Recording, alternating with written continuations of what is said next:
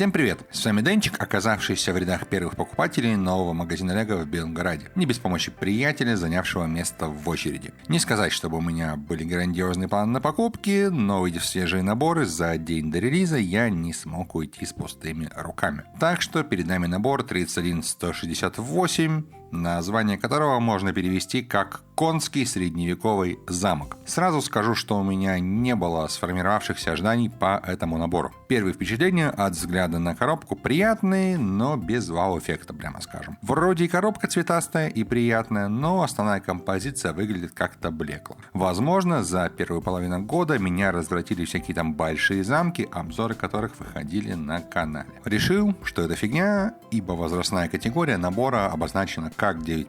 Также на лицевой стороне коробки у нас количество деталей, 2 альтернативки и надпись о том, что все это нельзя собрать сразу. Это как бы суть серии Creator 3 в одном, но вдруг кто-то не в курсе. На обратной стороне коробки у нас обратная сторона замка и 2 альтернативки в более подробном виде. Открываем. Это, кстати, первый набор, на который я делаю обзор с таким типом коробки. Прикольно, но будто бы в сочетании с более тонким картоном у таких коробок меньше жесткость. В коробке 11 пакетов, что соответствует количеству этапов сборки. Плюс инструкции вот в таком бумажном пакете. Для меня это первое свидание с такой упаковкой. Можно приступать к сборке. Сборка сравнительно обычная, набор рассчитан на детей все-таки. Уже на первых этапах сборки набор напомнил мне 31120. Особенно, когда после нескольких итераций мы получаем что-то вроде квадратной крепости в миниатюре. Крепость выглядит игрушечной. Да, я понимаю, как это может звучать применительно к детскому конструктору, но тут все дело в масштабе и пропорциях. Я забыл снять другие мелкие наборы на фоне замка, но в тех наборах, что есть у меня, я не ловлю диссонанса. Из функционала тут только ворота, довольно хлипкие. Есть одна башня, но расположить что-то внутри можно разве что детской рукой. Может, оставшиеся шаги исправят положение. Собираем, собственно, главное здание замка. При сборке оно выглядит интересно и местами пытается заигрывать с техниками из более взрослых наборов. Но в итоге получается мешанина из идей.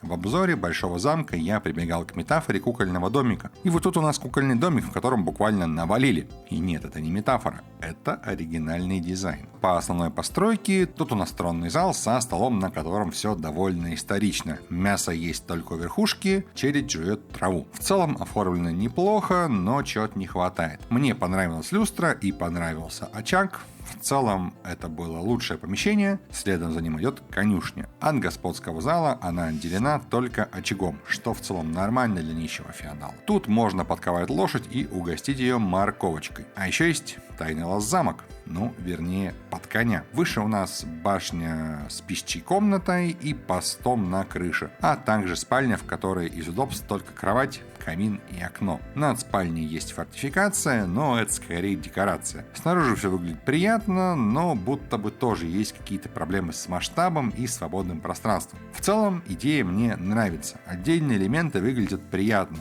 Навес, высокие окна, залы, опочивальня лорда с балконом для осмотра своих владений и обращений к простолюдинам во дворе. Даже закуток между башней и домом выглядит интересно. Типа заколотили досками пустой проем, чтоб барин с похмелья вниз не навернулся. Только вот в итоге пространство получается нефункциональным. Ладно, разбубнился. Давайте о чем-то приятном попробую. Этот набор вводит 2 новых фракции. Собственно, конских рыцарей и змеев. Фигурки неплохие, но цветовая гамма, кажется, выбрана спорно. Может, все дело в том, что я не люблю современные закосы под металлические цвета от Лего. Напоминают они мне дешевый пластик из нулевых и 90-х. В общем, не знаю. Торсики хороши и щиты тоже. А в сборе все выглядит довольно дешево. Голова предводителя коней вообще заставляет думать о каком-то пластилине, блин. У главарей дефолтные тряпичные плащи, у змея классный щит нестандартной формы. Но крутой щит — это все, что у него есть, ибо питон у нас 1 против 5, что в моем воображении рисует довольно спорные сюжеты для игры. Сделали бы хотя бы 2 к 4, оруженосца могли добавить, или, может, ассасина какого, а то и вообще злого колдуна-советника. Еще у нас присутствует пара сборных лошадок. Всегда говорил, что не люблю сборных животных в Лего, за исключением некоторых уж совсем милых зверят из Крейт. В общем, хейчу, как и дракона в упомянутом 31120. Вот, например, петушки там были классные. Но это, как по мне, предел того, что можно собирать из деталей. Я понимаю, что модели такими делаются для повышения реиграбельности набора как конструктора.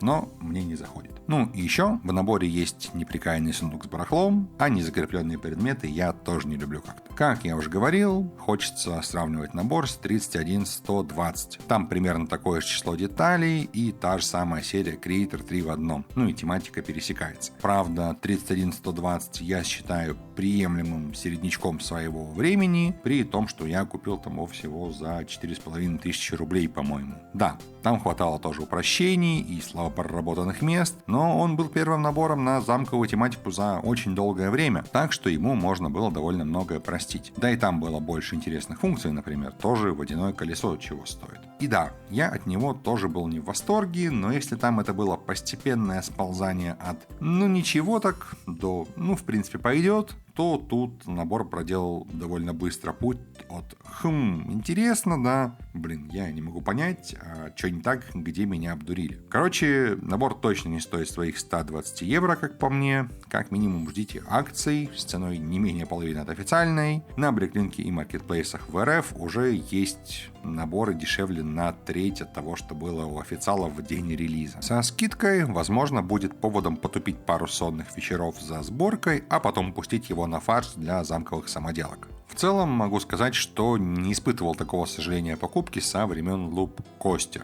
Видно, что дизайнеры пытались, но у них не получилось. Этот набор несуразен для полки и неудобен для игры. Смотришь в лоб — открытые щели. Смотришь взад — куцые апартаменты. Не знаю, сами ли дизайнеры поставили себе рамки, или условия диктовала бездушная корпоративная машина, которой нужен был какой-то замок на прилавке в конкретной серии и заданном ценовом диапазоне. В любом случае, попытка впихнуть богатые наработки серии в небольшой набор не удалась, как по мне. Альтернативные модели выглядят неплохо, но и замок на коробке под определенным ракурсом неплохо выглядит. Хотя я, пожалуй, уже ерничаю, все-таки небольшие сценки из средневековой жизни для этого набора — это самое оно, деталей на них как раз хватает. Да, будь в наборе на пригоршню деталей больше, он явно мог бы выглядеть по-другому в множестве аспектов. Ну и, конечно же, можно покупать замок как игровую модель непосредственно для детей, на которых он как бы вроде и рассчитан. Если так получилось, что вашего ребенка младше школьного возраста интересуют рыцари, и он при этом любит Лего, у вас тупо нет альтернатив, если смотреть на актуальные наборы на полках. Но не в Хогвартсе же рыцарские поединки проводить. Оставьте это миллениалам. И да, тут можно подметить, что я не целевая аудитория набора, это так, но я собрал не одну сотню наборов, и даже наборы для детей 5-6 лет могут порой порадовать взрослого дядьку. Разговоры о том, что ребенок другого не видел или еще чего-то не понимает, я считаю справедливыми лишь отчасти. Не очень люблю, когда детей считают глупыми. Хотя глупыш тут только я. Если уж мы сравниваем наш набор с набором 31120, цена за деталь выросла аж на треть. Речь, конечно, про официальные рекомендованные цены. Я понимаю, инфляция, сложная обстановка в мире и все такое. Но, учитывая сравнительно низкие цены на Bricklink и маркетплейсах уже в первые дни после старта продаж, тут явно напрашивается история про то, какое количество навара компания Lego хочет получить с официальных каналов продаж. И я не могу ее тут ни в чем винить. Капитализм. Ну и на этом буду заканчивать. Простите, что я не собрал альтернативные модели, не собрал 31120 для сравнения, и его альтернативки не собрал.